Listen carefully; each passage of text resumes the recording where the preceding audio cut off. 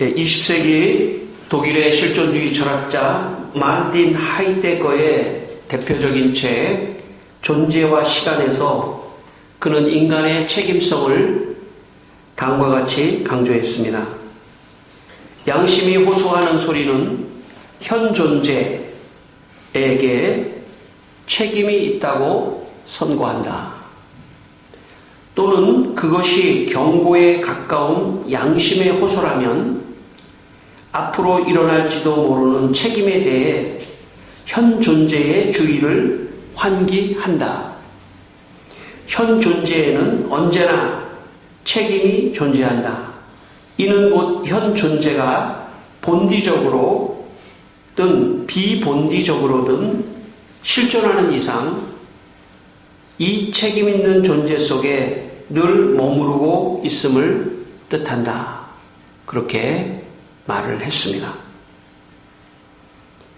한마디로 말하면 하이데거는 인간에게는 책임이 존재한다라고 말을 했습니다. 인간은 먼저 이 세상에 태어났을 때 자신을 책임지는 존재입니다.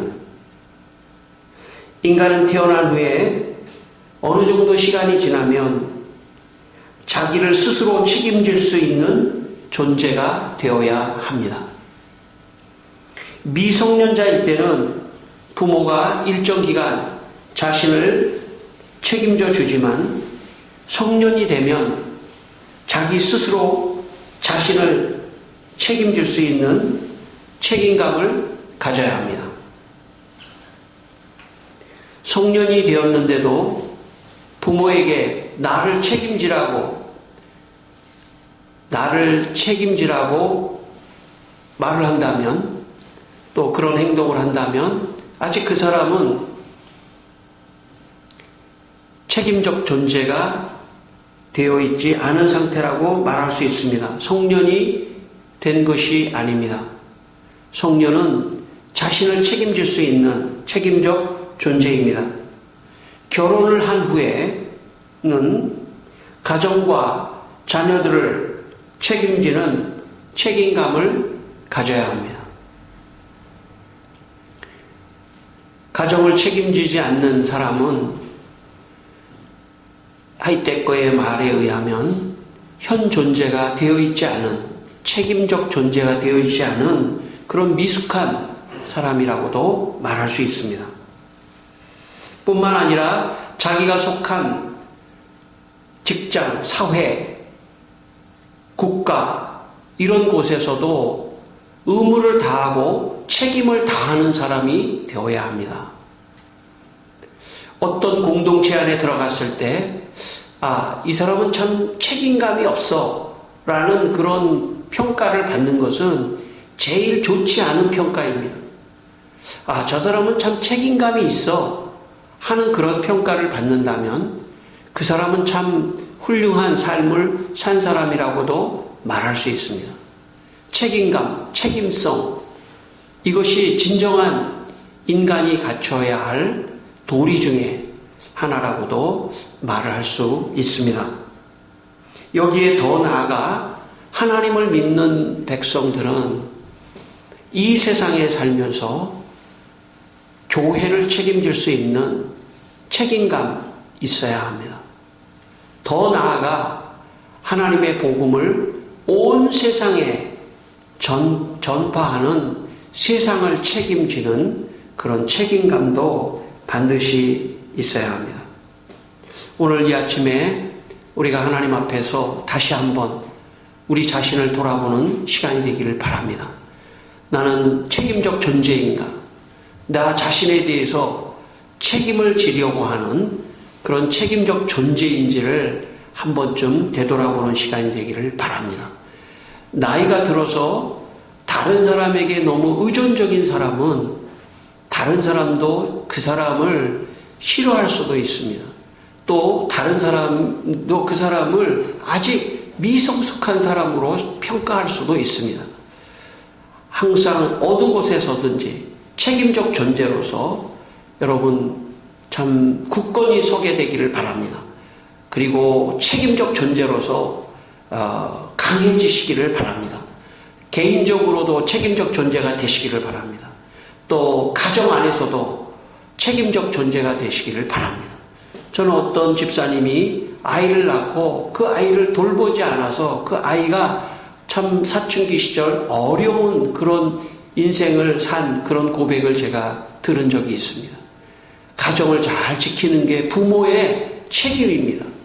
부모가 자녀를 잘 지키고 남편은 아내를 잘 지키고 아내는 남편을 잘 지키는 이런 것이 그리스도인으로서 책임적 존재로 살아가는 하나님의 뜻이라고 볼 수 있습니다. 또 사회와 국가를 위해서도 책임적 존재로 살아가시기를 바랍니다. 특별히 교회를 위해서도 여러분 책임적 존재, 또 복음을 전하는 책임적 존재가 되시기를 주의 이름으로 축원합니다. 오늘 본문 말씀 18절 말씀을 우리 한번 같이 읽겠습니다. 18절입니다. 예수께서 나와 말씀하여 이르시되 하늘과 땅의 모든 권세를 내게 주셨으니 그러므로 너희는 됐습니다. 우리 18절만 읽겠습니다. 예수님께서 18절에 부활하시고 승천하시기 직전에 제자들에게 나타나셔서 말씀하여 이르시되 하나님께서 내게 하늘과 땅의 모든 권세를 주셨다고 예수님이 말씀하셨습니다. 예수님에게 하나님께서는 하늘과 땅의 모든 권세를 주신 다음에 이 세상에 내려가서 세상에 많은 사람들이 죄악 가운데 빠진 세상에 많은 사람들을 구원하라는 책임을 예수님에게 맡기셨습니다. 예수님은 이 세상에 태어나셔서 묵묵히 이 온 세상 사람들의 죄를 해결하기 위하여 묵묵히 십자가의 길을 가시며 책임을 감당하셨습니다. 우리가 예수님을 생각하면서 예수님에 대한 이미지가 많이 있을 겁니다. 예수님은 어떤 분이신가? 예수님은 정말 어떤 분이신가? 오늘 이 말씀을 통해서 예수님은 책임을 지시는 분이다 하는 책임감이 있으신 분이다 하는 그런 예수님을 여러분 그런 묵상하는 시간이 되시기를 바랍니다. 예수님은 책임감이 있으신 분입니다. 여러 가지 유혹과 여러 가지 상황이 있었지만 그분은 하나님의 뜻대로 이 세상에 오셔서 모든 사람의 죄를 용서하시기 위하여 십자가의 길을 묵묵히 가셨던 책임 있는 분, 그런 분이 우리 예수님이시라는 사실을 여러분 믿으시기를 바랍니다. 요한복음 3장 17절에 하나님이 그 아들을 세상에 보내신 것은 세상을 심판하려 하심이 아니요 그로 말미암아 세상이 구원을 받게 하려 하심이라고 말씀하셨습니다. 예수님은 세상을 구원할 책임을 가지시고 이 땅에 오셨습니다. 17세기 영국의 기독교 작가 존 밀턴이 쓴 신라본에 보면 아담과 하와가 선악과를 따먹고 타락하자 전 인류는 그 원죄로 말미암아 모두 죽게 되었습니다. 그러자 물론 이 존 밀턴이 소설로 쓴 거지만 예수님이 하늘에서 하나님께 이런 말을 하는 구절이 있습니다. 하나님, 인간은 한 번 죄로 죽고 멸망했으니 은총의 손길 구할 길 없습니다. 빚을 지고 갚지 못했으니 그들을 위한 속죄도 알맞은 속죄 제물도 드릴 것 하나 없습니다. 그러니 저를 보소서. 그들을 위해 저를 그들의 생명 위에 제 생명 바치나이다. 당신의 분노를 제게 내리소서. 저를 인간으로 보소서. 그들을 위해 당신 품 떠나 당신 다음 가는 이 영광을 아낌없이 버리고 그들을 위하여 기꺼이 죽겠나이다. 그렇게 예수님이 하나님께 말씀하는 그런 장면이 있습니다. 그리고 예수님은 이 세상에 내려오십니다.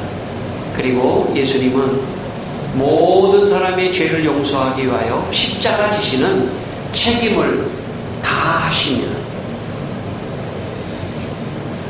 예수님이 하늘 보좌를 버리시고 이 땅에 오신 것은 모든 인류가 원죄로 말미암아 영원히 지옥에 떨어져서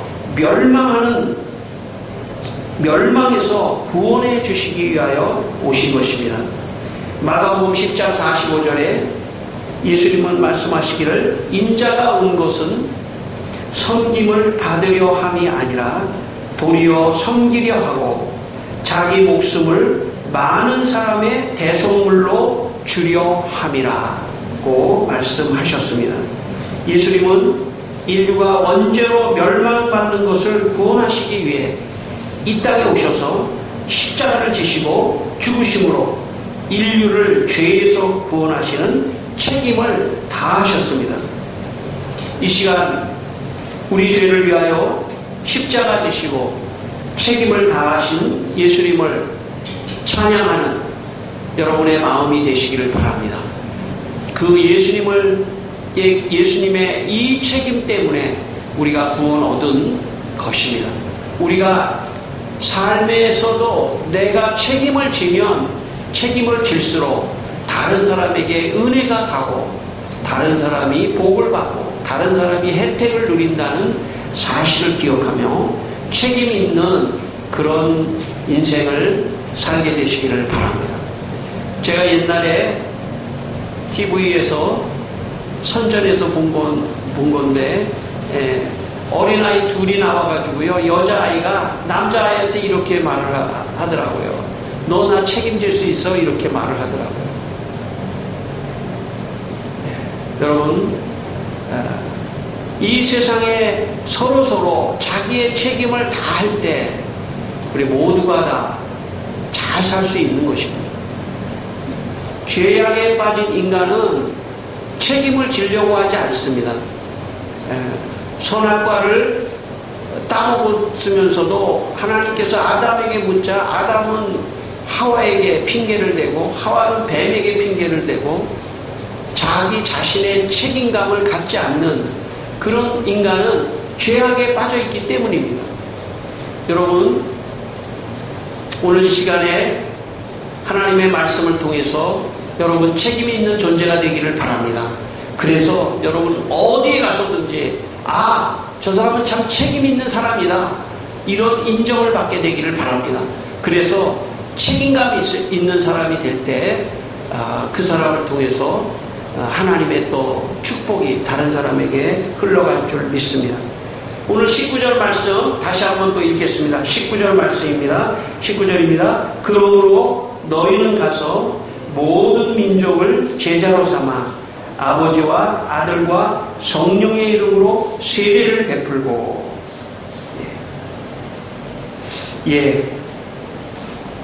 예수님께서 이 세상에서 책임을 다 하시고 이제 부활 승천하시기 직전에 제자들에게 예수님이 책임을 맡기셨습니다.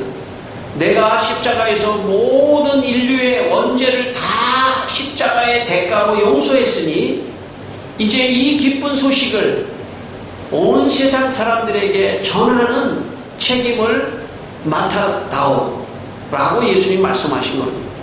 그래서 제자들에게 이 책임을 맡으라고 그렇게 말씀을 하신 것입니다. 골로새 2장 12절 말씀에 너희가 세례로 그리스도와 함께 장사되고 또 죽은 자들 가운데서 그를 일으키신 하나님의 역사를 믿음으로 말미암아 그 안에서 함께 일으키심을 받았느니라. 온 세상에 가서 세례를 주라고 하는 뜻은 이제 내가 예수 그리스도와 함께 십자가에서 함께 죽고 또 다시 예수님과 함께 부활하는 새 생명을 얻은 사람이라고 하는 이 복음을 온 세상에 증거해서 사람들로 하여금 예수 믿고 구원 얻도록 하는 그런 책임을 가지고 온 세상에 흩어져 가라고 주님이 말씀하신 것입니다. 오늘 우리의 인생은 온 세상을 향해서 가는 것입니다. 복음을 들고 온 세상에 가서 저들에게 세례를 주며 예수를 믿게 하며 예수와 함께 십자가에서 죽고 예수와 함께 십자가에서 부활하는 그런 놀라운 세례를 주는 그런 사명이 책임이 우리에게 있다는 것을 기억하시기를 바랍니다. 1885년 4월 5일 미국의 북장로교 선교사 언더우드와 또 감리교회 선교사 아펜젤러 선교사가 조선 땅에 최초로 선교사로 왔습니다. 134년 전에. 언더우드는 1887년 가을 처음으로 북부지방 전도 여행을 시도합니다. 이 여행 중에 그는 20여 명의 사람들에게 세례를 베풀었습니다. 1889년 3월 언더우드는 부인을 대동하고 신혼여행 겸 북부지방 전도 여행을 다시 시도합니다. 그러나 이번 여행에서는 정부가 세례를 금지시켰습니다.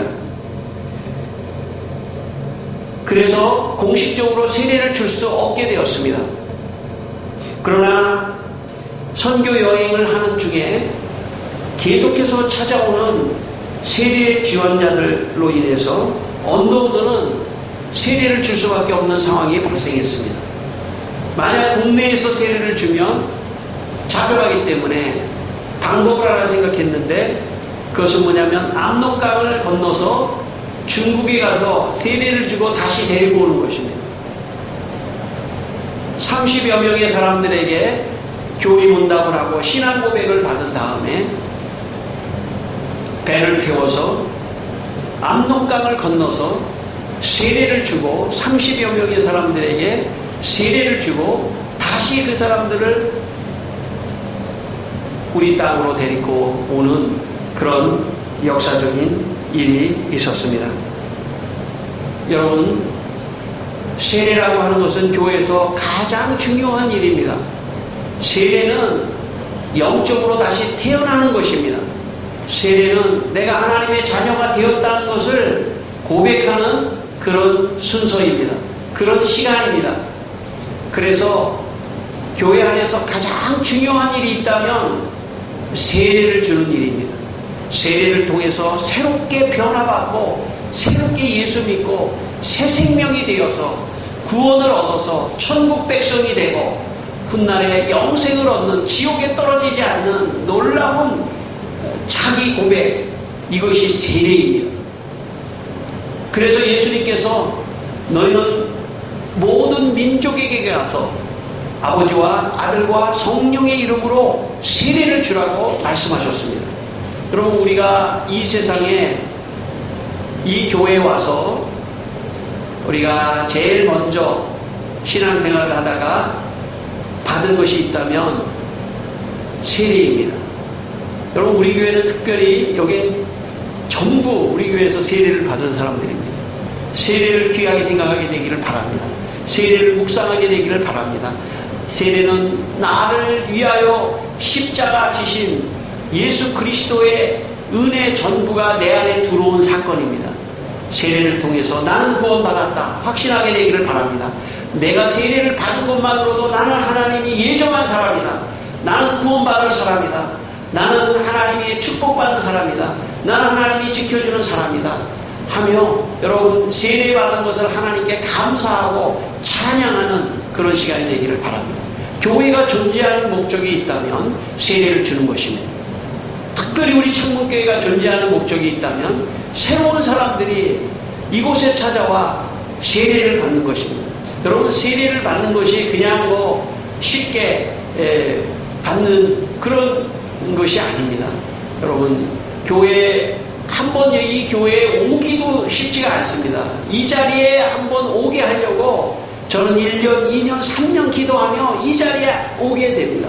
이 자리에 한번 왔어도 그 사람이 여기서 세례를 받기까지는 상당한 시간이 걸립니다. 그러나 그렇게 해서 세례를 한 사람이 받고 그 사람이 집사도 되고 권사도 되고 이건 놀라운 일입니다. 정말 하나님의 축복이 임한 사건입니다. 그러나 그 중에서도 가장 중요한 첫 번째 계기가 있다면 세례를 받는 일입니다. 그리고 오늘 우리가 이렇게 신앙생활하면서 힘쓰는 것은 내가 나 자신을 책임지는 것뿐만 아니라 교회를 책임지고 또 세례를 받게 하기 위해서 함께 앉아 있는 것이고 함께 기도하는 것이고 함께 헌신하는 것이고 함께 전도하는 것이고 함께 사람들을 이곳으로 전도해서 그들에게 세례를 주는 것이 우리 인생의 목표인 것입니다. 저는 여러분의 인생의 목표가 죽어가는 한 영혼이라도 세례를 주는 것이다, 이렇게 여러분 생각하게 되기를 바랍니다. 세례는 목사님이 여기서 성수로 세례를 주는 것이지 이렇게 생각할 수도 있지만 그렇지 않습니다. 세례는 의식은 물론 제가 하는 거지만 한 사람이 세례를 받기까지는 모든 교인이 기도하고 전도하고 함께 힘을 써서 영적으로 탄생시키는 것입니다. 한 사람의 생명을 영적으로 태어나게 하는 일, 그것은 우리 모두가 힘쓰는 것입니다. 이곳에 예배를 함께 드리는 것도 그것을 위한 것이고 이곳에서 예배를 드리며 헌금하는 것도 한 영혼을 세례주고 그 영혼을 구원하기 위해서입니다. 이곳을 위해서 기도하고 교회를 위하여 기도하는 것도 이곳에 다음 사람, 우리 창문교회에서 다음 세례를 받을 사람, 그 사람을 기다리며 기도하며 헌신하며 우리 모두가 다 세례를 주는 그런 것입니다. 그러므로 여러분에게 여러분 모두가 세례를 주는 그런 사명을 갖게 되시기를 바랍니다. 이것이 주님이 우리에게 책임지라고 하는 내용의 핵심입니다. 우리가 다른 것이 아니라 세례를 받는다는 것은 그 사람이 구원받는다는 뜻이고 세례를 받는다는 뜻은 그것을 통해서 그 사람이 천국 가는 백성이 된다는 그런 뜻입니다. 그러므로 여러분 세례를 중요하게 생각하게 되기를 바랍니다. 제가 목회를 시작하면서 우리 창문교회는 어떤 교회가 되었으면 좋을까? 저는 제가 주님께서 이렇게 말씀하시더라고요. 이 교회에서 세례를 받은 사람, 그 사람이 이 교회를 지켜내는 사람이 되라. 여러분, 저는 여러분이 여기 계신다고 하는 것은 이 교회에서 세례를 받았기 때문이라고 저는 생각합니다. 이 교회는 내 교회이고 내가 태어난 교회이고 우리 세상 말로 얘기하면 내 베네 자리에 이 자리가 있는 곳이에요. 여기가. 이곳은 보통 곳이 아닙니다. 사람들은 그런 거를 잊어버리고 자기 욕망에 의해서 자기 편안함에 의해서 교회를 투어하며 무슨 백화점 투어하듯이 하는 그런 사람은 건강하지 않습니다. 자기 교회, 내 목사님, 우리 교회, 내가 태어난 것, 내가 세례받은 것, 그것에 대한 책임을 가질 수 있는 그런 책임성 있는 그런 사람이 진짜 신앙인입니다. 전 여러분을 진짜 신앙인으로 생각합니다. 여기 앉아 계신 여러분들을. 왜냐하면 여러분들은 여기서 어떤 이유로든지 하나님의 인도함을 받아서 이곳에서 세례를 받고 이곳에서 신앙생활을 하고 이곳을 지키고 이곳을 위해서 기도하고 예배드리고 헌신하고 헌금하고 하는 그 모든 수고에 의해서 내 옆에 사람이 세례를 받는 것입니다. 한 사람이 세례를 받을 때 천국에서 하나님이 기뻐하실 줄 믿습니다. 우리의 사명이 있다면 오늘 내가 예배를 드리고 내가 하나님의 축복을 받는 것도 있지만 오늘 예배를 드리면서 하나님 다음 세례자를 기다립니다. 우리 모두가 다 그런 마음을 가지고 있어야 합니다. 이것이 오늘 19절 말씀, 가서 모든 민족으로 제자를 삼아 아버지와 아들과 성령의 이름으로 세례를 주라고 말씀하신 그 말씀입니다. 우리는 오래전에 아프리카 우간다에 은발레 복음교회를 세웠습니다. 우리는 적은 돈을 모아 그 교회에 자재를 구입해 옆에서 우리는 조그만 교회를 세워 주었습니다. 우리는 알 수 없지만 그곳에 수많은 우리의 아프리카 형제들이 예수를 믿고 지금 이 시간에도 세례를 받는다고 저는 생각합니다. 세례를 줘야 합니다. 모든 민족에게 가서 우리가 그 교회를 세우고 기도해주고 선교하는 그곳에 새로운 생명이 태어나는 세례를 주는 일을 하는 것입니다. 언더우드와 아펜젤러가 134년 전에 이 조선의 땅에 들어와 알 수 없는 사람들 그들에게 세례를 줬는데 지금 134년이 지난 지금 천만의 성도가 세례를 받고 교회를 다니고 있습니다. 여기서 하나님의 놀라운 선교사 한 사람 두 사람의 세례를 주는 역사를 통해서 이루어진 것입니다. 우리 창문교회가 주님 오시는 날까지 영원하기를 바랍니다.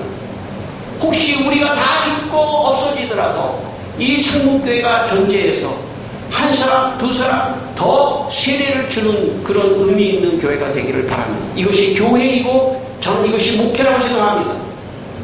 저는 하나님의 19절 말씀처럼 모든 족속에게 가서 세례를 주는 것, 이것이 진정한 의미의 교회입니다. 성도 여러분, 여러분의 마음속에 이 창문교회를 통해서 세례를 주는 그런 사명과 책임감 여러분에게 있기를 바랍니다. 그래서 내가 이 교회를 통해서 하나님의 책임 있는 인생을 사는 것, 그것이 성공한 삶인 것입니다. 20절 말씀 함께 읽겠습니다. 20절입니다. 내가 너희에게 분부한 모든 것을 가르쳐 지키게 하라. 볼지어다 내가 세상 끝날까지 너희와 항상 함께 있으리라 하시니라. 네. 여러분, 가서 세례를 주라고 하는 것이 영적인 구원을 하는 것이라면 오늘 20절의 말씀은 육적인 구원을 말한다고 할 수 있습니다. 하나님은 영적인 구원만 시키는 분이 아닙니다. 하나님은 우리가 이 세상에 태어나게 하시고 이 세상에 살면서 이 세상 속에서도 육적인 구원, 육적인 축복, 육적인 것으로 잘 되는 그런 인생을 살고 행복하게 살기를 원하십니다. 그래서 행복하게, 이 세상에서 행복하게 사는 길이 있다면 예수님이 가르쳐 주신 말씀을 배우고 말씀대로 사는 것입니다. 여러분, 사상이 무섭습니다. 사상이 무섭습니다. 여러분, 하나님이 없는 사람들의 사상은 크게 두 가지로 갈 수 있습니다. 첫 번째는 뭐냐면 물질입니다. 물질. 어려서부터 온통 이 세상에 사는 가치관을 물질로만 산다고 하는 이런 유물론적인 사상을 가지고 있으면 인생의 목표는 돈 버는 것입니다. 공부의 목표도 돈 버는 것입니다. 기승전 돈입니다. 모든 논리의 기승전 돈입니다. 내가 연기를 하는 것도 돈이고, 내가 무슨 공부를 하는 것도 돈이고, 회사에 취직하는 것도 돈이고, 내가 뭐 음악을 하는 것도 돈이고, 내가 모든 것 기승전 돈이에요. 이게 사상입니다. 유물론적 사상입니다. 그런 사람은 오늘 성경에 있는 것처럼 그런 사람은 천국에 들어가기가 낙타가 바늘귀 안에 들어가는 것보다 어렵습니다. 그 사람의 사상이 깨지기가 쉽지가 않습니다. 모든 게 기승전 돈이에요. 두 번째는 하나님의 말씀으로 살아가는 사람들입니다. 하나님의 말씀과 축복으로 살아가는 사람들입니다. 그 사람의 삶은 늘 감사하는 삶입니다. 늘 기쁨이 넘치는 삶입니다. 늘 이 세상 속에 살면서도 하나님 의지하고 하나님 말씀으로 내 사상이 변화된 그런 사람입니다. 여러분, 이 세상의 유물론적 사고로 살아가는 사람들은 그 물질로 인해서 그 사람의 인생이 파괴되고 망하게 되는 것입니다.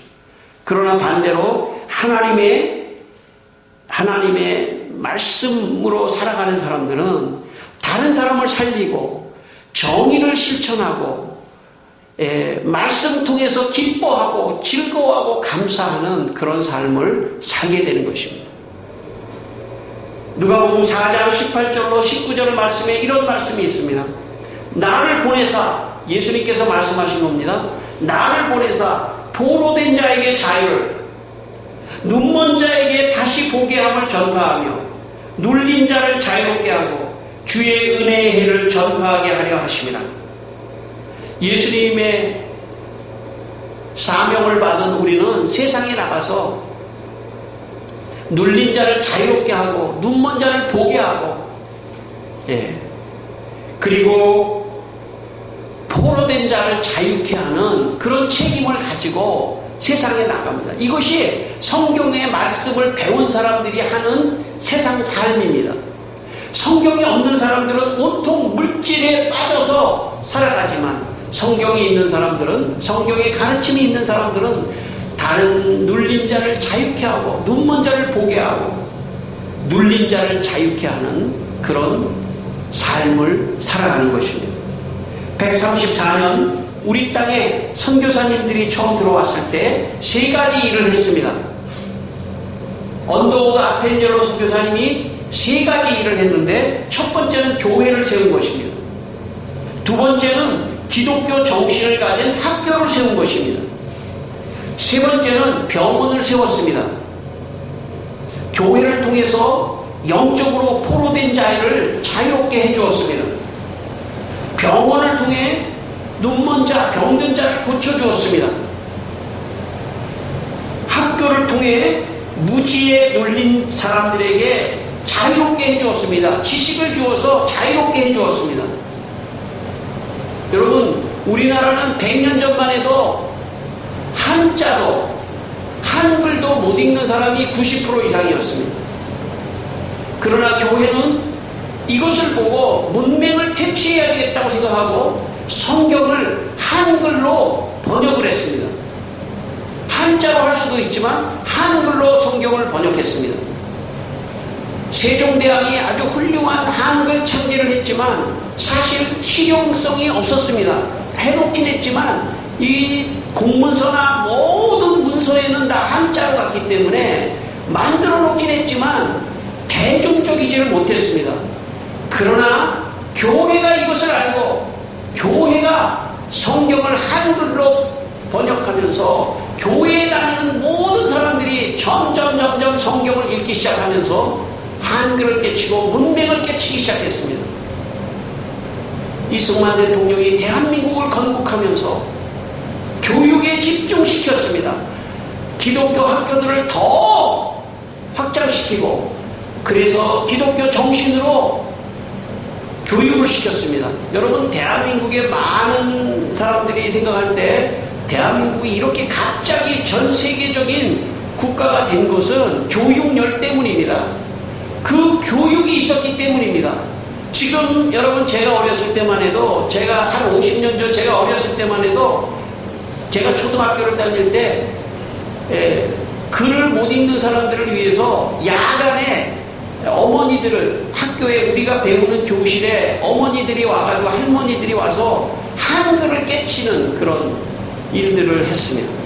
전 국가적으로 글을 깨치니까, 글을 읽으니까 지식인이 되기 시작하고 대학을 세우고, 그래서 아무런 어떤 지하자원도 없는 우리나라가 해외에 나가서 공부하고 치열하게 공부해서 좋은 인력이 돼서 개발하고 기술을 개발하고 이렇게 해서 세계적인 10위권 안에 들어가는 국가가 되었습니다. 저는 여기에 기독교의 공헌이 있다고 생각합니다. 바로 하나님의 말씀을 통해서 가르쳐 주신 그 말씀대로 교회를 세우고 학교를 세우고 병원을 세운 이런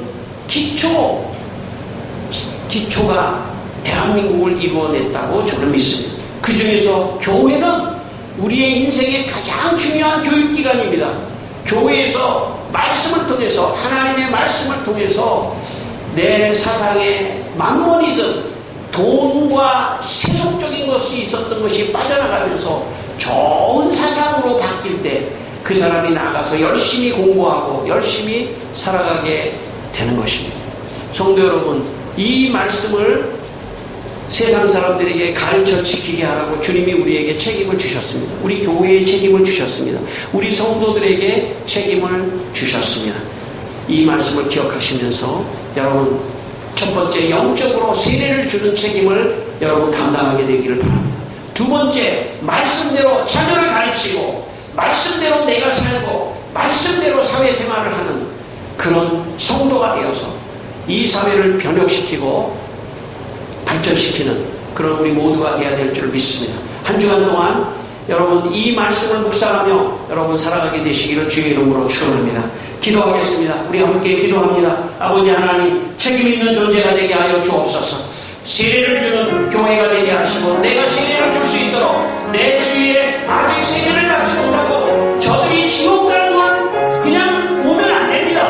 여러분, 예수를 믿어야 합니다. 세례를 받아야 합니다. 아버지 하나님, 우리 가정의 아버지 식구들 세례 받아야 합니다. 아버지 하나님, 또한 우리가 하나님 말씀을 잘 배워서 아버지 하나님 세상에 나가, 가정에 들어가, 사회에 나가 책임 있는 존재, 말씀대로 살아서 다른 사람들이 우리의 삶을 보고 변화되게 하여 주시고, 하나님이여, 자, 우리가 이 책임을 다하는, 그래서 세상을 책임지는 저희들이 될 수 있도록 주여 도와주시옵소서. 할렐루야. 주님, 오늘도 우리 성도들을 축복하시고 한 주간 동안 이 말씀을 묵상하며 책임 있는 존재로 살아갈 수 있도록 주여 역사하여 주시옵소서. 하나님 아버지, 우리 성도들이 세례를 주고 예수님이 분부한 것을 가르쳐 지키게 하는 책임을 다하여 세상을 책임지는 성도가 되게 하여 주시옵소서. 예수님의 이름으로 기도드립니다. 아멘.